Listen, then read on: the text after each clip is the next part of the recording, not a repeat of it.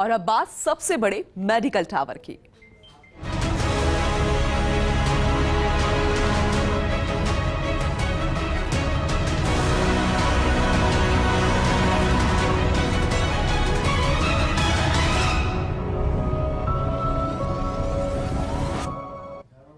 देश के चिकित्सा जगत में एक नया अध्याय जुड़ गया है।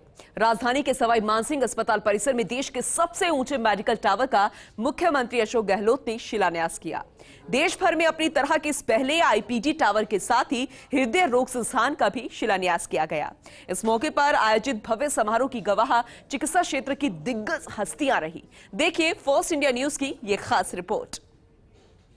प्रदेश की सबसे ऊंची इमारत और देश के सबसे ऊंचे मेडिकल टावर का मुख्यमंत्री अशोक गहलोत ने पहले निर्माण स्थल पर वैदिक मंत्रोच्चार के साथ शिलान्यास किया।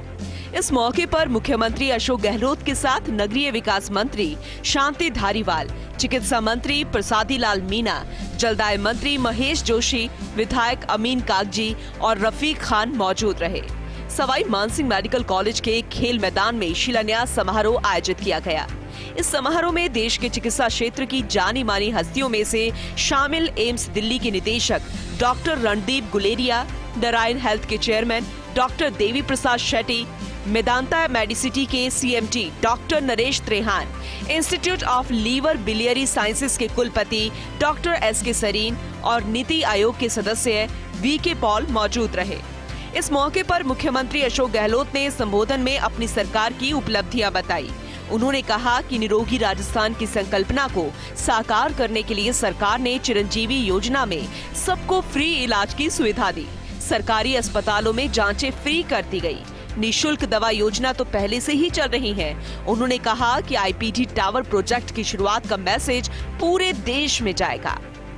बीमारी का और पर्यावरण का बहुत बड़ा संबंध है, बहुत बड़ा संबंध है। तो इस तमाम काम हो जाते राजस्थान एक मॉडल बने देश के अंदर, जहाँ पर पाठ्यक्रम भी हो बच्चों से, सारी सुविधाएं हो, अच्छी अच्छी मशीनरी हो, सीटी स्कैन हो, एमआरआई हो, उच्च कोटि की हो। और इसीलिए आप देखिएगा कि जो ये इंस्टीट्यूट बन रही है 500 करोड़ से ज़्यादा की है, और आपके ये institute of topical and virology lab बन रही है पूना, और एक पूना में है और एक कलकत्ता के अंदर, दोनों को मिला करके हम बना रहे हैं टॉपिकल भी और बायोलॉजी के भी। मुख्यमंत्री अशोक गहलोत ने कहा कि कोरोना काल में हमने कोशिश की कि कोई भूखा ना सोए। उस दौरान चिकित्सा सुविधा मुहैया कराने के लिए सरकार ने अपना खजाना खोल दिया। उस दौरान हमने 500 वीसी की। प्रधानमंत्री ने भी राजस्थान के कोरोना प्रबंधन की तारीफ की। प्रदेश में चिकित्सा सुविधाएं अच्छी है, इसलिए राजस्थान के बाहर के लोग भी यहाँ इलाज कराने आते हैं। जो घर है राजस्थान वासियों ने उसको निभाया, सबने एक दूसरे की मदद करी। हमने पूरी तरह खजाना खोल दिया मेडिकल के लिए। एक व्यक्ति भी नहीं मरना चाहिए, कोशिश करो।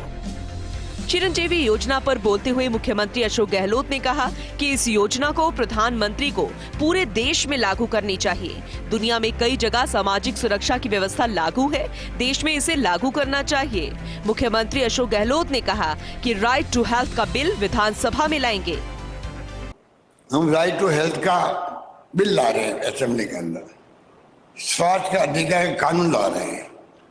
स्वास्थ्य का अधिकार हर व्यक्ति का अधिकार हो पार्लियामेंट और असेंबली के अंदर, ये हमारी सोच है। प्रदेश में पुरानी पेंशन योजना लागू करने के बारे में बोलते हुए मुख्यमंत्री अशोक गहलोत ने कहा कि कर्मचारी 35 से 40 साल तक सेवा करता है। ऐसे में जरूरी है कि पुरानी पेंशन योजना के तहत उसे हर महीने पर्याप्त पेंशन मिले।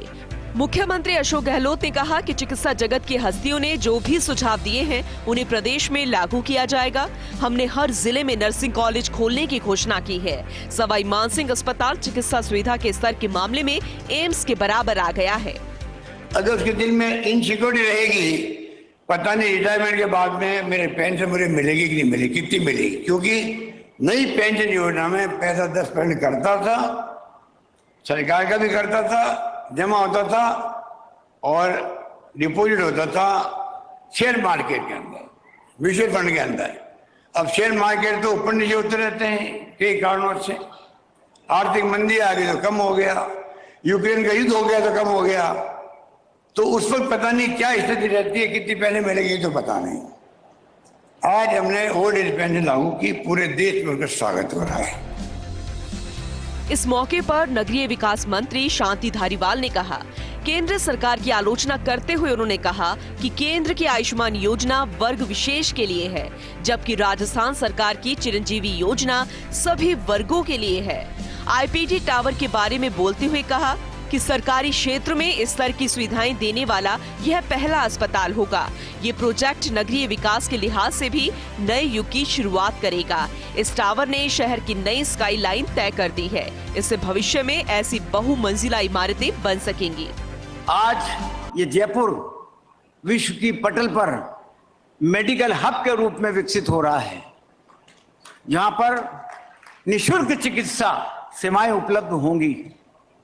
मुख्यमंत्री जी ने चिरंजीवी योजना चालू की और इस योजना के माध्यम से प्रदेश के हर उस गरीब को जो कि अपना इलाज खुद नहीं करवा सकता था, 2 जून की रोटी भी बड़ी मेहनत से कमाता था और जब कभी बीमार पड़ता था तो या तो कर्जा लेकर के इलाज करवाता था और उसके घर वाले जो है वो भूख का सामना करना पड़ता था।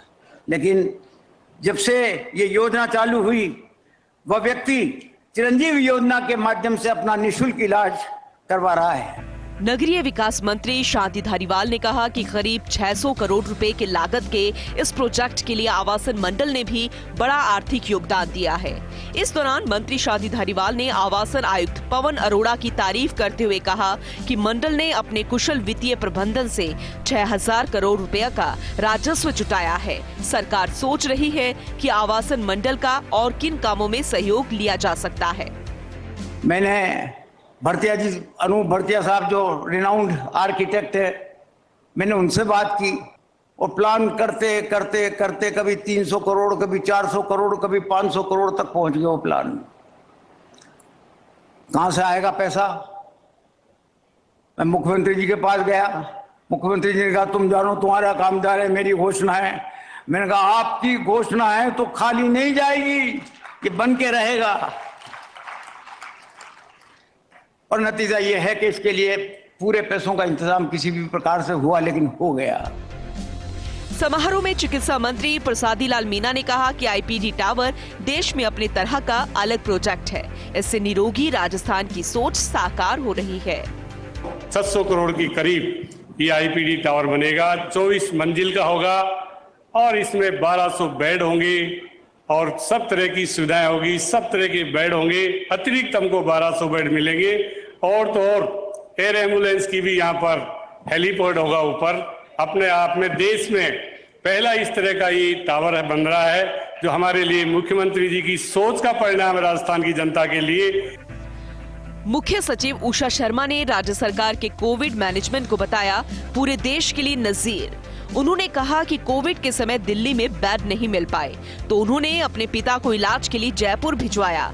मुख्य सचिव उषा शर्मा ने कहा कि राजस्थान में मेडिकल जगत में कई नवाचार हुए हैं। कई जिलों में मेडिकल कॉलेज की शुरुआत की गई है। ये हमारे लिए बहुत बड़ी गौरव की बात है और इसके लिए मैं पूरी मेडिकल जगत को बधाई देना चाहूंगी कि जिस प्रकार से उन्होंने, जिस कमिटमेंट के साथ, जिस इन्वॉल्वमेंट के साथ ब्यूरोक्रेसी ने, डॉक्टर ने माननीय मुख्यमंत्री जी के मार्गदर्शन में कार्य किया, वो अपने आप में एक मॉडल था। और आज जिस तरह के नवाचार अभी तक लिए गए हैं अनुकरणीय है और कुछ ही समय में राजस्थान पूरे देश के लिए जो आज भी है वो माना जाएगा। दिल्ली एम्स के निदेशक रणदीप गुलेरिया ने कहा कि किसी भी देश के सुपर पावर बनने के लिए जरूरी है कि वो चिकित्सा और शिक्षा के क्षेत्र में अग्रणी हो। इस लिहाज से राजस्थान सरकार बधाई की पात्र है जो आधुनिक सुविधाओं वाला आईपीडी टावर बनाने जा रही है, लेकिन इसे और आगे ले जाने की जरूरत है। सभी लोगों को निःशुल्क चिकित्सा उपलब्ध करानी अच्छी योजना है। मेरा यह मानना है कि अगर किसी देश को आगे बढ़ना है तो 2 चीजें हैं जो हमें बहुत जरूरी है इन्वेस्ट करने के लिए, और वो एक है हेल्थ और दूसरा है एजुकेशन। अगर देश स्वस्थ रहे, राज्य स्वस्थ रहे और राज्य में एजुकेशन हो, सब लोगों को पढ़ने का मौका मिले, तो हम बहुत आगे बढ़ सकते हैं, सुपर पावर बन सकते हैं। नारायण हेल्थ के चेयरमैन डॉक्टर देवी प्रसाद शेट्टी ने सुझाव दिया कि सभी 100 बेड के अस्पतालों में नर्सिंग कॉलेज शुरू किए जाने चाहिए। कौन से मरीज की देखभाल कैसी होनी है, यह ध्यान नर्सिंग स्टाफ रखता है। मेरा रिक्वेस्ट है गिलट साहब से कि सभी hospital with 100 beds, whether private और गवर्नमेंट, उस सब हॉस्पिटल में नर्सिंग कॉलेज शुरू करना है, क्योंकि हॉस्पिटल में डॉक्टर्स ने आपको देखते हैं, लेकिन रियल केयर प्रोवाइड करते हैं नर्सेस ने। Institute of liver biliary sciences के कुलपति डॉक्टर शिव कुमार सरीन ने कहा कि इस आईपीडी टावर प्रोजेक्ट की शुरुआत के साथ ही सवाई मानसिंह अस्पताल की सेकंड इनिंग शुरू हो गई है। सरकार के पास पैसा हो और पैसा सही जगह काम आए, इससे अच्छी क्या बात हो सकती है। मैं ये इसलिए कह रहा हूँ साहब, बिल्डिंग बनाने के साथ हमारे डॉक्टर्स, स्टूडेंट का माइंडसेट चेंज होना है। हमें उस क्वालिटी के डॉक्टर चाहिए जिनका पूरा अपना समर्पण हो, और उस समर्पण से ये जो बिल्डिंग आज तैयार हुई है, लोगों को बहुत फायदा देगी, गुण देगी। मेदांता मेडिसिटी के सीएमडी डॉक्टर नरेश त्रेहान ने अपने संबोधन की शुरुआत राजस्थानी अंदाज में की। उन्होंने खम्मा घड़ी कहकर वहां मौजूद लोगों का अभिवादन किया। उन्होंने आईपीडी टावर के प्रोजेक्ट की शुरुआत को एक नए युग की शुरुआत बताया। तो मैं हर वीकेंड पे आता था यहाँ और सर्जरी करते थे। डॉक्टर करण सिंह यादव थे उस टाइम, उनके नेतृत्व में सारी टीम हम इकट्ठे मिलके सर्जरी शुरू करी, बाईपास सर्जरी शुरू करी। और आज मुझे गर्व है कि यहाँ पे उसी डिपार्टमेंट में मुझे बता रहे थे कि 700 से ज्यादा एंजियोप्लास्टी होती है हर महीने। तो आप समझ सकते हैं कि कितने राजस्थानियों की सेवा हो रही है। नीति आयोग के सदस्य डॉक्टर वी के पॉल ने समारोह में कहा कि यह आईपीडी टावर केवल अस्पताल ही नहीं, बल्कि यह शिक्षा और अनुसंधान के बड़े इंस्टीट्यूट के तौर पर विकसित किया जाना चाहिए। इतनी बड़ी कल्पना, इतने बड़ा विजन जो माननीय मुख्यमंत्री जी ने आगे बढ़ाया है, इस सेंटर ऑफ एक्सीलेंस जो पहले ही एसएमएस सर एक सेंटर ऑफ एक्सीलेंस है, jewel in the crown of India है। इसकी सेवा इतने सालों से मिलती रही है इस प्रदेश को, इस देश में। आपने उसको एक दूसरे एक वर्ल्ड क्लास लेवल पे ले जाने का परिकल्पना की है, योजना बनाई है। इसके लिए मैं अभिनंदन करता हूं सर, और राजस्थान की भाई बहनों को बहुत बहुत बधाई देता हूं। और माननीय मंत्री शांति धारीवाल जी, जो आपका विजन इसमें दिखाई दे रहा है, हम उससे इतने इम्प्रेस हो रहे हैं और हमारा मन और हमारा शीर्ष गर्व से ऊंचा हो गया है सर। आपको बता दें कि 588 करोड़ रुपया की लागत से बनने वाला आईपीडी टावर के टॉप फ्लोर पर एक हेलीपैड बनाया जाएगा, जहां से मरीजों को एयरलिफ्ट की सुविधा भी मिल सकेगी। वहीं इस पूरे प्रोजेक्ट को 2 फेज में पूरा किया जाएगा। Abhishek Sharma, first India news, Jaipur.